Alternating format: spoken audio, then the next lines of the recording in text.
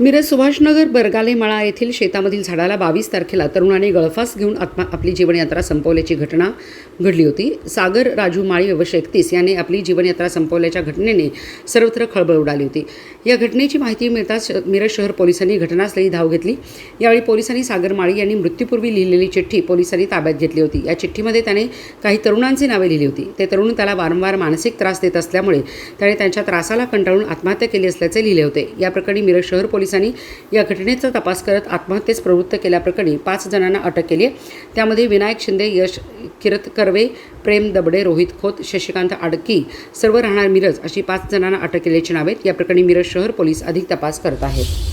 किरण Vasantrao Chougale, police निरीक्षक, मिरज शहर police station. आमच्याकडे 22/11/2025 रोजी संध्याकाळी 5:30 वाजता दरम्यान एक MLC प्राप्त झाली होती। त्यामध्ये एक मुलगा सागर माळी यांनी आत्महत्या केली असल्याचे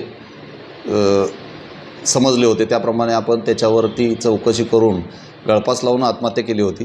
त्याच्यानंतर त्याच्या चौकशी चिठ्ठीमध्ये त्याच्या तपासामध्ये एक चिठ्ठी मिळून आली। त्यामध्ये त्यांना आत्महत्येचं कारण नमूद केलं होतं आणि त्यांना त्रास होणाऱ्या 5 लोकांची नावं दिली होती।